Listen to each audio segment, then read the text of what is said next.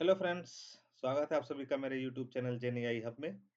और आज हम अपना Gen AI end to end course का ही प्लेलिस्ट को कंटिन्यू करने वाले हैं। और जिसमें हम आज पढ़ने वाले हैं हम अपने ट्रांसफार्मर ब्लॉक को कैसे कोड कर सकते हैं। और ट्रांसफार्मर ब्लॉक को कोड करने के बाद हम अपना पूरा का पूरा जीपीटी आर्किटेक्चर कैसे कोड कर सकते हैं उसको भी हम आज देखने वाले हैं। इससे पहले हम आगे बढ़े, मैं एक बार रिवाइज कर लेते हैं हमने अभी तक क्या-क्या सीखा है। और रिवाइज करने से पहले भी अगर आप मेरे वीडियो पर पहली बार आए हैं तो आपका बहुत-बहुत स्वागत है। और आई विल सजेस्ट कि आप अगर यहाँ पर पहली बार इस वीडियो को डायरेक्टली देख रहे हैं तो मेरे पूरे प्लेलिस्ट को एक बार गो थ्रू ज़रूर कर लें, जिससे आज हम क्या पढ़ रहे हैं, क्या बात कर रहे हैं वो आपको समझ में आए।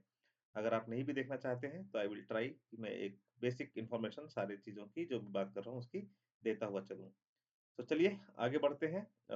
हमने अभी तक क्या पढ़ना शुरू किया और क्या पढ़ रहे हैं। हमने सबसे पहले डिसाइड किया था कि हम अपना खुद का एलएलएम मॉडल बनाएँगे, जिसमें हमने कई सारे स्टेप्स अभी तक देख लिए हैं और हम इसी में आगे बढ़ रहे हैं, जिसमें हमने रेफरेंस लिया था कि हम अपना खुद का GPT-2 टाइप का आर्किटेक्चर डिज़ाइन करेंगे और उसको हम कोड करेंगे end to end without considering anything. Okay. इसमें हमने सबसे पहले देखा डेटा प्रिपरेशन क्या होता है, और फिर हमने देखा मल्टी हेड रिटेंशन क्या होता है। फिर हमने अपने ट्रांसफार्मर ब्लॉक के कई सारे कंपोनेंट्स देखे, जो कि इस जर्नी में GPT-2 को कोड करने के लिए इम्पोर्टेंट थे। हमारे ट्रांसफार्मर ब्लॉक में मल्टी हेड रिटेंशन के अलावा हमारे पास सबसे पहले हमने स्टार्ट किया एक जीपीटी बैकबोन बनाया। अगर आपको याद हो तो हमारे कोड में हम एक बार देख लेते हैं। सबसे पहले let me go up, let me find it for you.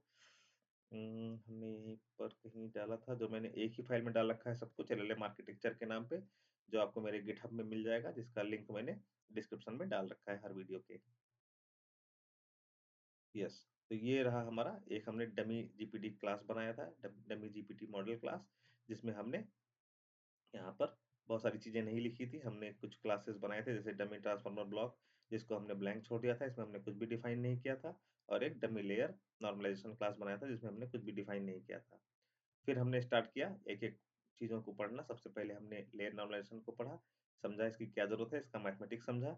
और उसके बाद हमने लेयर नॉर्मलाइजेशन क्लास को अपने यहाँ पर डिफाइन किया था। ओके, आई होप आपको ये याद है। नहीं याद है तो प्लीज़ लेयर नॉर्मलाइजेशन वाला सेशन एक बार डिटेल में देख लें। उसके बाद हमने feed forward neural network with GELU activation function को डिटेल में देखा, जिसमें हमने अपने जेलू एक्टिवेशन फंक्शन को डिफाइन किया। और उसका फंक्शन कुछ इस तरह का था, मैथमेटिकल फॉर्मूला, तो हमने यहाँ पर यूज़ किया जेलू एक्टिवेशन को डिफाइन करने के लिए। फिर हमने अपना एक फीड फॉरवर्ड नेटवर्क डिज़ाइन किया, जिसमें हमारा इनपुट लेयर था एम्बेडिंग डायमेंशन के बराबर, और हमारा हिडन लेयर था 4 इंटू एम्बेडिंग डायमेंशन के बराबर, और हमारा आउटपुट डायमेंशन था अगेन एम्बेडिंग डायमेंशन के बराबर। और बीच में हमारा जेलू एक्टिवेशन फंक्शन यूज हो रहा था। तो हमने यहाँ तक अपना फीड फॉरवर्ड नेटवर्क डिजाइन कर लिया था। उसके बाद हमने देखा शॉर्टकट कनेक्शंस क्या होते हैं, क्यों यूज होते हैं। और उसके बाद हम आज हम अपना ट्रांसफार्मर ब्लॉक को कोड करने वाले हैं, including everything whatever we have learn till now. Okay, very quickly एक बार व्हाइट बोर्ड पर चलते हैं और एक बार हम अपने ट्रांसफार्मर ब्लॉक को एक बार फिर से इमेज में देख लेते हैं, सो दैट आप कोरिलेट कर सकें हम क्या करने वाले हैं। तो हमारे ट्रांसफार्मर ब्लॉक के अंदर अगर आप देखेंगे, जो हमने डिफाइन नहीं किया था last time, which was this forward method, right. इसी चीज को हम यहाँ पर इमेज में देखने वाले हैं, और इसको मैंने इस कोड को वहां से स्क्रीनशॉट लेकर यहाँ पर डाल दिया है, सो दैट मैं इसको आपको कोरिलेट करके दिखा सकूं। और अगर आपको ये इमेज याद रहेगा तो आप इस कोड को वेरी इजीली समझ सकते हैं हम क्या करने वाले हैं।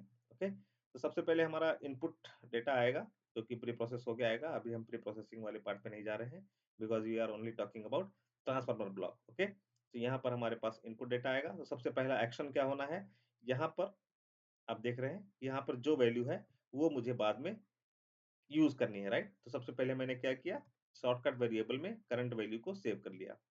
उसके बाद यहाँ का इनपुट गया मेरे पास लेयर नॉर्मलाइजेशन 1 लेयर में।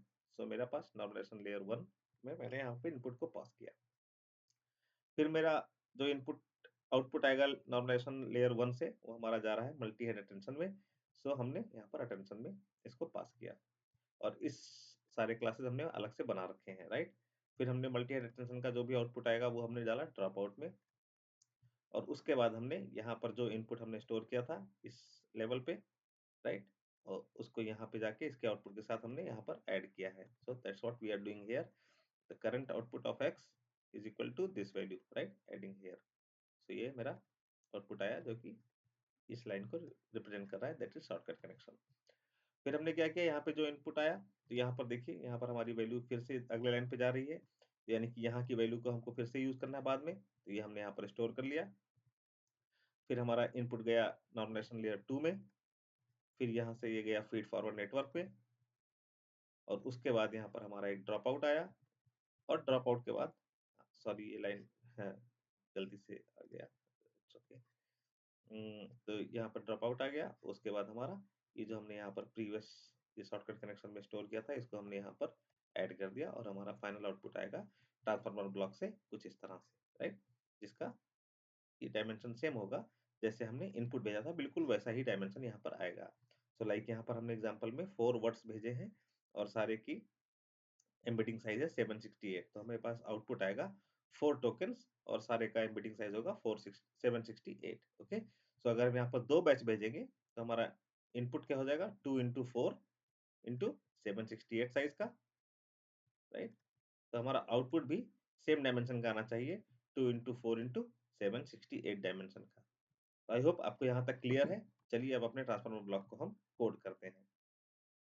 ओके, तो ट्रांसफार्मर ब्लॉक में कोड करने से पहले मैं स्टार्टिंग से आपको यहाँ से दिखाना चाहूँगा कि सबसे पहले हमने अपने जीपीटी कॉन्फ़िगरेशन के लिए ये पैरामीटर डिसाइड किए थे, जहाँ पर मेरा वोकैबुलरी साइज था 50257। इसका मतलब है कि हमारे वोकैब में टोटल 50257 टोकन्स हैं, राइट। कॉन्टेक्स्ट लेंथ हमारा 1024 है, यानी कि हम एक मेरा मॉडल प्रेडिक्ट करने के लिए एक साथ 1024 टोकन्स एक साथ मैक्सिमम देख सकता है। एम्बेडिंग डायमेंशन हमारा 768 है, मतलब हर टोकन हमारा 768 डायमेंशन में रिप्रेजेंटेड है। एंड हेड्स क्या है हमारा, यहाँ पर इज इक्वल टू 12 लिया गया है GPT-2 मॉडल को डिजाइन करने में, और that is nothing but attention heads, मतलब हमारे मल्टी हेड अटेंशन में इतने सारे attention block, self attention block को एक दूसरे के ऊपर लगाया गया है, right. And layer is equal to 12, मतलब हमारे total number of layers of transformer itself, या ट्रांसफार्मर हमारे टोटल 12 बार एक दूसरे के ऊपर लगाकर यूज किए गए हैं। ड्रॉप रेट हमने 0.1 लिया हुआ है, और दिस बायस टर्म को हमने फॉल्स लिया है, जो कि हमारे साथ फॉल्स रहेगा, बिकॉज हम चाहते हैं जब हम क्वेरी की और वैल्यू वेक्टर जनरेट करें तो वहां पर कुछ बायसनेस ना हो। तो ये हमारे पैरामीटर्स थे। उसके बाद हमने यहाँ पर मल्टी हेड अटेंशन क्लास लिखा था, जिसमें हमने W query, W Q, W value define किए थे। उसके बाद हमने क्वेरी की वैल्यू मैट्रिसेस फाइंड आउट की थी। फिर हमने अटेंशन स्कोर जनरेट किया था। अटेंशन स्कोर जनरेट करने के बाद हमने कुछ मास्किंग की थी। फिर हमने अटेंशन वेट्स जनरेट किया था। अटेंशन वेट्स जनरेट करने के बाद हमने फाइनली कॉन्टेक्स्ट वेक्टर जनरेट किया था। सो मल्टी हेड अटेंशन से हमारे आउटपुट आने के बाद हमारे जो इनपुट्स थे उनके पास कॉन्टेक्स्ट की भी इंफॉर्मेशन होगी कि बाकी के वर्ड्स उस सेंटेंस में बाकी अदर वर्ड्स को कैसे इम्पैक्ट कर रहे हैं, राइट। फिर हमारा यहाँ पर लेयर नॉर्मलाइजेशन क्लास हमने डिफाइन की थी, जिसमें हमने मीन और वेरिएंस, हमारा टारगेट था लेयर नॉर्मलाइजेशन करने का कि हमारा मीन 0 हो जाए और वेरिएंस 1 हो जाए, राइट। फिर हमने जेलू एक्टिवेशन फंक्शन डिफाइन किया था अपने मैथमेटिकल फार्मूले को यूज करके, और हमने फिर एक फीड फॉरवर्ड नेटवर्क बनाया था जिसमें हमारा again input was equal to 768, then the hidden layer was 4 times 768, and then output was 768 again, और बीच में हमारा GELU activation function was applied. Okay, so अब इन चीजों को हम यूज करके यहाँ पर अपने ट्रांसफार्मर ब्लॉक को अभी पूरा करते हैं। सबसे पहले हमने एक मल्टी हेड अटेंशन का इंस्टेंस बना लिया है, जिसमें हमारा इसको नाम दे दिया है एटीटी। तो यहाँ पर हमारे इनपुट, अगर आपको याद हो, मल्टी हेड अटेंशन में हमने यहाँ पर क्या क्या इनपुट जाना चाहिए था। सबसे पहले D in, D out, then context length, then drop out, then number of heads, then Q K V bias, right. So यही चीज हमने यहाँ पर पास की है। इसको डिफाइन करते टाइम यहाँ पर डी इन हमारा कितना है, एम्बेडिंग साइज डायमेंशन के बराबर, जो हमने कॉन्फ़िगरेशन फाइल में लिया था। डी आउट क्या है हमारा, अगेन एम्बेडिंग डायमेंशन के बराबर, दैट इज 768 का इनपुट देंगे हम, और 768 का आउटपुट आएगा। कॉन्टेक्स्ट लेंथ हमारा कितना है यहाँ पर, कॉन्टेक्स्ट लेंथ जो हमने वहाँ पे दे रखा है मैक्सिमम 1024, नंबर ऑफ हेड्स कितने हैं मेरे, is equal to 12, drop out 0.1 लिया हुआ है हमने, और यहाँ पे बायस टर्म को हमने फॉल्स किया हुआ है। ये पास करके हमने एक ईडीटी बना लिया। सिमिलरली फीड फॉरवर्ड नेटवर्क का एक हमने बना लिया, that is FF, normalisation layer 1 के लिए हमने यहाँ पर बना लिया, नॉर्मलाइजेशन नंबर 2 के लिए बना लिया ऑब्जेक्ट, और इस तरह से हमने ये शॉर्टकट ये ड्रॉप आउट हमने यहाँ पर बता दिया इसको, राइट। अब फॉरवर्ड मेथड हमारा क्या करेगा, सबसे पहले हमारा इनपुट लेगा, जो अभी हमने डिस्कस किया था व्हाइट बोर्ड पे, सेम चीज यहाँ पर है। शॉर्टकट को पहले मैंने यहाँ पर स्टोर किया, अगर आपको वो इमेज याद है तो आपको ये कोड वेरी इजीली याद रहेगा। तो फिर उसके बाद हमारा इनपुट नॉर्मलाइजेशन लेयर पे गया, फिर हमारे मल्टी हेड अटेंशन में गया, उसके बाद हमारा यहाँ पे ड्रॉप आउट हुआ, उसके बाद हमारा ये शॉर्टकट कनेक्शन यूज हुआ। अगेन हमारा normalisation 2, then feed forward network, then drop out, उसके बाद हमारा शॉर्टकट कनेक्शन फिर से यूज हुआ, और फाइनली हमको यहाँ से आउटपुट मिलेगा। ओके, जो कि हमारे ट्रांसफार्मर ब्लॉक का आउटपुट होगा। सो इसको एक बार हम देख लेते हैं वेरी क्विकली। एक यहाँ पर मैंने इनपुट लिया है जो कि रैंडमली जनरेट किया है। यहाँ पर मैं बैच साइज इक्वल टू 2 ले रहा हूँ। ओके, पहले हम एक सेंटेंस अभी तक एग्जांपल देख रहे थे, तो यहाँ पर मैंने 2 सेंटेंस पास किए हैं। दोनों सेंटेंस में मेरे पास 4-4 वर्ड्स हैं, और उनकी एम्बेडिंग साइज है 768। सो जब यहाँ पर इसको अपने ट्रांसफार्मर ब्लॉक में इनपुट को पास करता हूँ, तो मेरे पास, और उसके बाद इनपुट शेप और आउटपुट शेप को मैं प्रिंट करता हूँ, तो मेरा जो इनपुट शेप है that is equal to 2,4,768। So output shape भी बिल्कुल सेम आया है, 2,4,768। सो इसका मतलब हमारा कोड सही से काम कर रहा है। बस इसमें अभी हमने सारे कुछ रैंडम लिए हुए हैं, अभी हमने मॉडल की ट्रेनिंग नहीं की हुई है, but we are able to preserve our dimensions which is our essential requirement or the characteristic of transformer block, right? तो आई होप आप तक यहाँ तक को समझ में आ गया। अब हमने ट्रांसफॉर्मर ब्लॉक को पूरा एंड टू एंड कोड कर लिया है। अब आगे बढ़ते हैं और अब अपने जीपीटी मॉडल को कोड करने की कोशिश करते हैं। एक बार हम व्हाइट बोर्ड पे चलते हैं और देखते हैं जीपीटी मॉडल में क्या-क्या स्टेप्स हमको लेने हैं। उसके हिसाब से हम अपनी कोडिंग को समझेंगे। ये इमेजेस इसलिए इम्पोर्टेंट है, ये आपको कोड को समझने में बहुत ही आसानी से हेल्प करते हैं। ओके, सो इस इमेज को बिल्कुल ध्यान से रखिएगा। तो सबसे पहले हमारे पास इनपुट होगा, let's say every effort moves you, या यही हमने इनपुट को एग्जांपल लेके चल रहे हैं अभी तक। फिर इसको हम टोकेनाइज करेंगे और टोकन आईडी असाइन करेंगे। ये हम इस पूरे जीपीटी ब्लॉक के बाहर करेंगे, राइट? यहाँ तक। उसके बाद हमारे पास कुछ टोकन एम्बेडिंग्स होंगे, सॉरी टोकन आईडीज होंगे। वो फिर हमारे एम्बेडिंग लेयर में जाएंगे, तो यहाँ से हमारा जीपीटी मॉडल का कोडिंग स्टार्ट होगा। तो इसमें हमारे पास एम्बेडिंग लेयर में जाएंगे, तो हमारे ये सारे आईडीज टोकन एम्बेडिंग में कन्वर्ट होंगे। फिर उसके बाद हम पोजिशनल एम्बेडिंग जनरेट करेंगे। पोजिशनल एम्बेडिंग जनरेट करने के बाद इन दोनों को ऐड करेंगे, जिससे हमारे पास इनपुट एम्बेडिंग होगा। इनपुट एम्बेडिंग को फिर हम ड्रॉप आउट लेयर में डालेंगे। उसके बाद हमारा पूरा का पूरा इनपुट हमारे इस ट्रांसफार्मर ब्लॉक में जाएगा, जो भी हमने कोड किया है। और ट्रांसफार्मर ब्लॉक से निकलने के बाद यहाँ हमारा एक बार फिर से नॉर्मलाइजेशन अप्लाई होगा यहाँ पर, और उसके बाद हमारे पास एक लीनियर आउटपुट लेयर है, जिसका क्या काम है। जब यहाँ पर अगर आपको याद हो, तो हमारा जो ट्रांसफार्मर से आउटपुट निकला वो क्या निकला, अगर मैं एक बैच साइज भेजता हूँ तो मेरा 4 टोकन्स के साथ 768 की एम्बेडिंग वेक्टर जनरेट हुआ, राइट? ये जनरेट हुआ। बट इसके बाद अगर मैं नेक्स्ट वर्ड प्रेडिक्ट कर रहा हूँ, तो मुझे चाहिए यहाँ पर कौन सा वर्ड आएगा, राइट? यहाँ पर कौन सा वर्ड आएगा, इसका मतलब मेरे पास आउटपुट कुछ इस तरह से आना चाहिए कि मेरे डिक्शनरी में या मेरे वोकैब में कितने टोकन्स हैं, is equal to 50257 in total, right? So मेरे पास जो फाइनल आउटपुट आना चाहिए, वो कुछ इस तरह से आना चाहिए कि इन 50257 में से कौन सा वर्ड यहाँ पर आना चाहिए, राइट? तो मेरे पास आउटपुट कुछ इस तरह से आना चाहिए, जैसे कि टोकन नंबर, या कुछ इस तरह से आना चाहिए कि मतलब मेरे पास आउटपुट का जो साइज हो वो 50257 होगा, राइट? तो जिससे मैं यहाँ पर देख सकूंगा कि सबसे हाईएस्ट वैल्यू किसकी है, और वही मेरा टोकन यहाँ पर एज ए आउटपुट आना चाहिए। तो मतलब इस इनपुट को मुझे कुछ इस तरह से प्रोसेस करना है कि जिसके साथ मेरे आउटपुट कुछ इस तरह से आए, जिसको मैं बाद में प्रोसेस करके यहाँ से अपना वर्ड निकाल सकूं और यहाँ पे फिक्स कर सकूं, राइट? बट अगर आपको याद हो, तो मैंने हमने शुरू में ही बात की थी कि हमारा नेक्स्ट वर्ड प्रेडिक्शन इस तरह से काम नहीं करता कि डायरेक्टली ये आपके सारे वर्ड्स को पढ़े और आपको डायरेक्ट सीधे नेक्स्ट वर्ड का आउटपुट दे दे। ये कुछ इस तरह से काम करेगा कि सबसे पहले मेरा एवरी इनपुट जाएगा मेरा मॉडल को, फिर वो देखेगा और बताएगा कि एफर्ट आपका नेक्स्ट वर्ड है। फिर आपका एवरी एफर्ट आपका इनपुट जाएगा, फिर आपको बताएगा मूव्स आपका नेक्स्ट वर्ड है, राइट? उसके बाद फाइनल स्टेज में एवरी एफर्ट्स मूव्स यू आपका इनपुट जाएगा, फिर आपका आउटपुट आएगा फॉरवर्ड या जो भी इसके बाद आना है, राइट?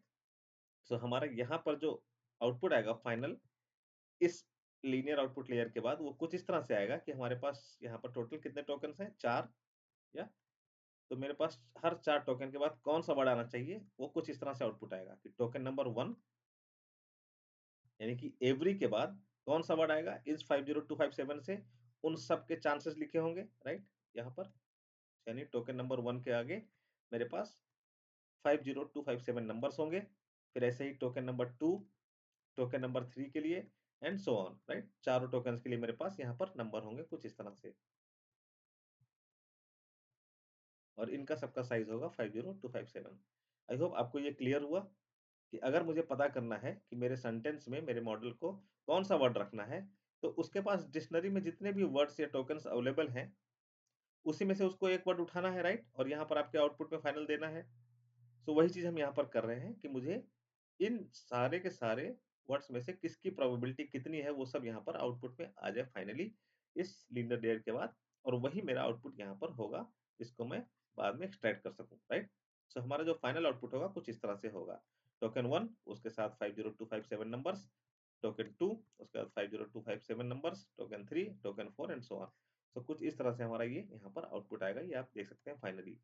सो जो यहाँ तक हम अपने डायमेंशन को प्रिजर्व करके चल रहे थे, वो फाइनली जाके यहाँ पर ब्रेक होता है और हमको अपने डिजायर्ड आउटपुट के लिए ये linear normalisation layer, linear output layer हमको एक लगाना पड़ता है। ओके, तो इन चीजों को ही हम एंड टू एंड कोड करने वाले हैं। चलिए अब देखते हैं। आई होप आपको यहाँ तक इंट्यूशन क्लियर हो गया, हम क्या करना चाह रहे हैं, क्यों करना चाह रहे हैं, राइट? तो इसको हम कोड करते हैं। तो फाइनली जब हमारे पास ये GPT-2 का ये आउटपुट आ जाएगा यहाँ पर, तो इसके बाद हमको थोड़े से स्टेप्स लगाने होंगे कि कॉन्टेक्स्ट से इस कॉन्टेक्स्ट से या इस आउटपुट से हम कैसे अपने एग्जैक्ट रिजल्ट पर आए जो हमको यहाँ पर बताए, every effort moves you forward, right? यहाँ पर कौन सा वर्ड आएगा वो बताए। तो यहाँ से हमको ये अपना फाइनल वर्ड एक्सट्रैक्ट करना होगा, जिसको हम कोड करेंगे नेक्स्ट लेक्चर में और उसके बाद हमारा पूरा मॉडल कोड रेडी होगा और उसके बाद हम अपना नेक्स्ट वर्ड प्रेडिक्शन कर सकेंगे और मॉडल को ट्रेन कर सकेंगे, राइट? तो चलिए इस पोर्शन को आज हम कोड करते हैं, देखते हैं कैसे। तो यहाँ पर हमारा एक क्लास है जीपीटी मॉडल क्लास, जिसमें हमने एक टोकन एम्बेडिंग बना लिया है जिसका साइज है vocabulary size comma embedding size, ये आपको याद होगा। फिर हमने पोजिशनल एम्बेडिंग बना लिया है, ऐसे ही हमने यहाँ पर ड्रॉप आउट अपना रेट डिफाइन कर दिया है। उसके बाद हमने यहाँ पर ट्रांसफॉर्मर ब्लॉक को कॉल किया है, ट्रांसफॉर्मर ब्लॉक को यूज किया है और इसको हमने एक लूप किया है कितनी बार, जितनी बार हमें चाहिए, राइट? हमने यहाँ पर लेयर्स 12 डिफाइन किए थे, तो ये 12 बार चलेगा, यानी कि एक ट्रांसफॉर्मर ब्लॉक में इनपुट जाएगा, उसका आउटपुट आएगा, फिर वो आउटपुट दूसरे ट्रांसफॉर्मर ब्लॉक में जाएगा, इस तरह से 12 बार ये होगा। उसके बाद हमें ये यहाँ पर आउटपुट मिलेगा और उसके बाद हम ये अपना लीनियर लेयर लगाएंगे। ओके, तो यहाँ पर हमने ये लेयर नॉर्मलाइजेशन किया, जो हमारे फाइनल इस ब्लॉक से निकलने के बाद हमारे यहाँ पे नॉर्मलाइजेशन होगा।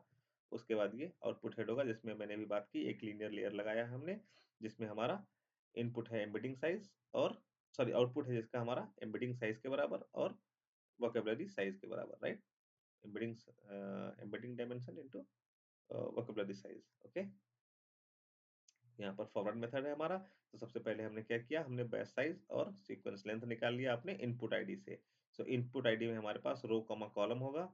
सो रो का मतलब है हमने कितने बैचेस भेजे, मतलब कितने सेंटेंसेस पास किए, और कॉलम का मतलब होगा हमारे कितने टोकन्स जा रहे हैं यहाँ पर। ओके, तो इस आईडी जो भी इनपुट आईडी हम यहाँ पे इनपुट आईडी भेजेंगे, उससे हमने बैच साइज और सीक्वेंस लेंथ निकाल लिया। ओके, फिर हमने यहाँ पर टोकन एम्बेडिंग जनरेट की, जो कि हमारे यहाँ पर ये आप देख सकते हैं, ये वाला काम किया। ओके, उसके बाद हमने एक पोजिशनल एम्बेडिंग जनरेट की, जो कि हमने यहाँ पर ये बात करी। फिर हमने दोनों को ऐड किया, फिर ड्रॉप आउट किया, उसके बाद फिर हमने ट्रांसफॉर्मर ब्लॉक में पास किया, उसके बाद हमारा फाइनल नॉर्मलाइजेशन हुआ यहाँ पर, और फाइनल नॉर्मलाइजेशन के बाद हमारा ये लीनियर लेयर में गया, जिससे हमारा आउटपुट आएगा और इस आउटपुट को हम बोल रहे हैं लॉजिक्स। ओके, सो इस तरह से हमारा ये पूरा जीपीटी मॉडल हमारा रेडी हो गया, जिसको हमने एंड टू एंड कोड कर लिया और इससे हम अब यहाँ तक का अपना आउटपुट जनरेट कर सक रहे हैं।